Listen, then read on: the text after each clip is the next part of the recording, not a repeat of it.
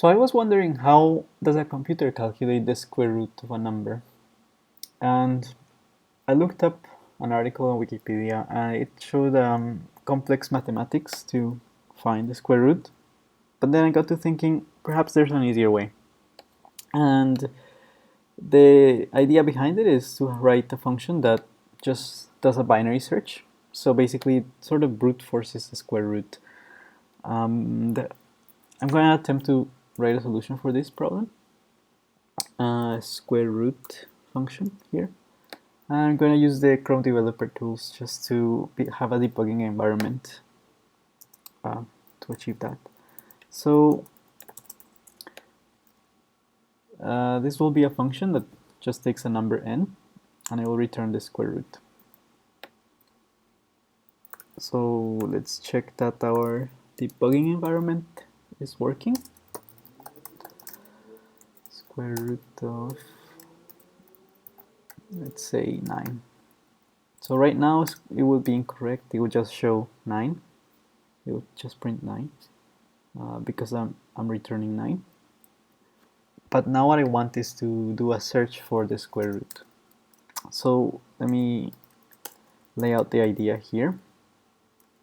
What I want to do, let's pretend this is a number line and the point there is 9, and what I want to do is find the square root of this number. So I have this big range of numbers that I have and I want to binary search the square root.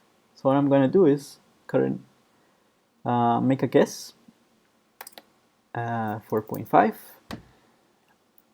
and check the guess. So 4.5 times 4.5 will be around over 16, obviously, so it will be somewhere around here. So that's too big, so we know that the square root has to be in this range now, right? And so we divide this range by 2, and then we get something like 2.25, and then we try this number out, and it would give us something like, I think somewhere in here. So that's too small to be a square root of 9. So we know that the square root has to be between this previous high number and this previous low number. And we just keep cutting down the values until we find something that is close enough. And the reason I say it's close enough is because the representation of numbers in a machine computer is not as precise as in mathematics, right? So we just want a good approximation. And yeah, let's get started. So we have a low number, which would be 0, a high number, which would be 9. So this is just to perform our binary search. I can replace 9 by n. I want to make this as generic as possible. And let's make an approximation. So the approximation would be n divided by 2. And then while the approximation is no good, approximation is bad. Let's write a function that just checks that whether our approximation is good or bad. So if the approximation is bad, it would return true, and it will keep on guessing. So here's our approximation, and this is the number we want to check. But approximation is another function that takes an approximation and a number. And how do we deem an approximation good enough? So we know that we can end up with an approximation that is too big or too small, right? When you multiply the approximation times itself.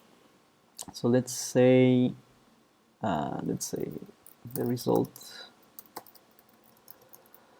is approximation times approximation. We're just squaring it, and then it can be either too big or too small, so let's call that an error. And then if the error is big, then we want to return true, because that's a bad approximation, too big an error. So we return, let's make this an absolute value. So I guess we could use the math library.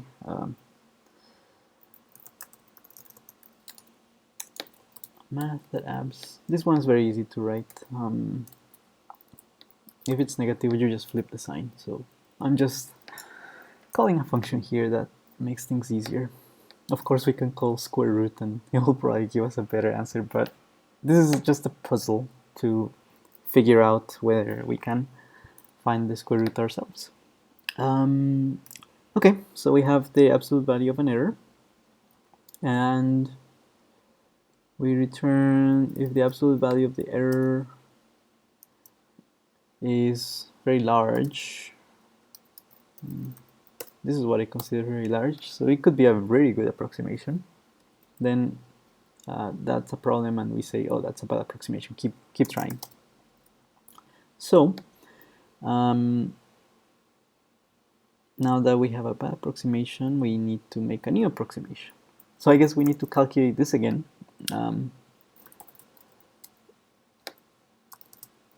Approximation times approximation, and of course we could probably optimize because we have this same operations, but let's just get the algorithm right first.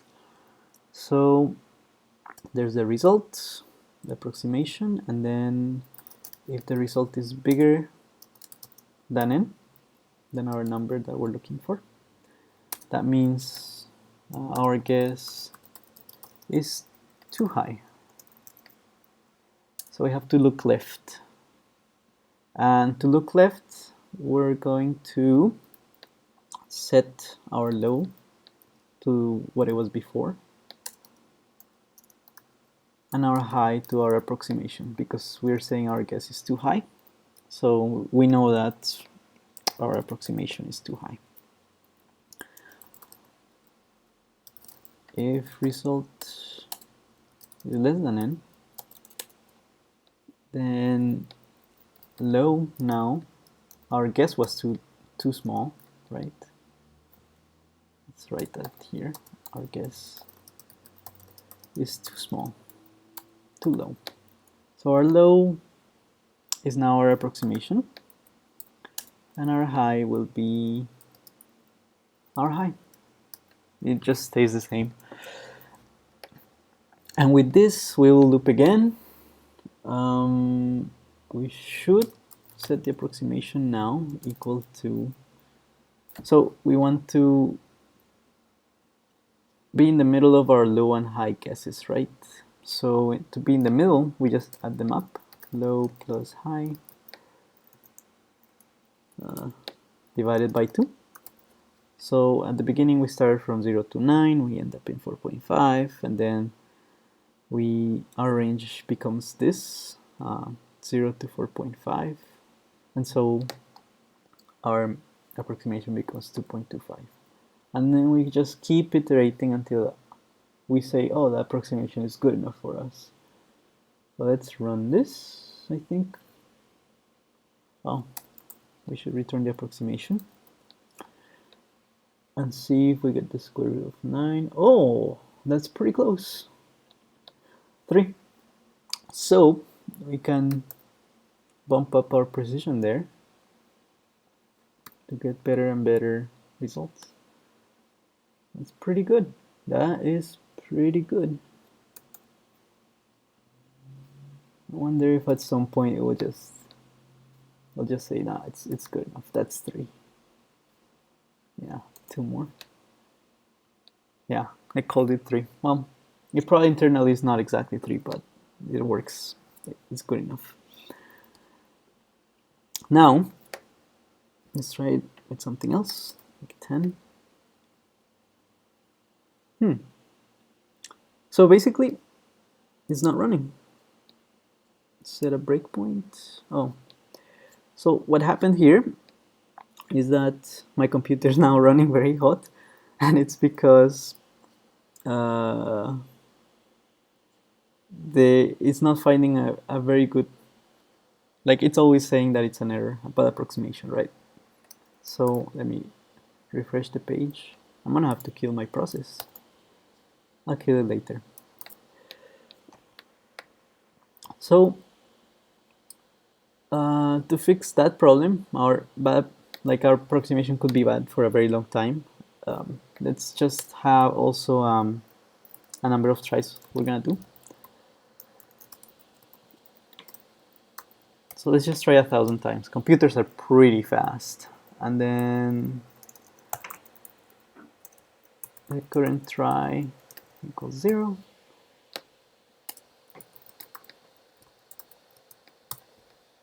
And while we have a bad approximation and our current try is smaller than our maximum of tries. So we're just gonna try either 1,000 or until we get something good enough. So we don't loop forever. Let's see if that works. Okay. Is that result good? Let's see how good it is. I guess we could say, we could also print right here like how many tries we have.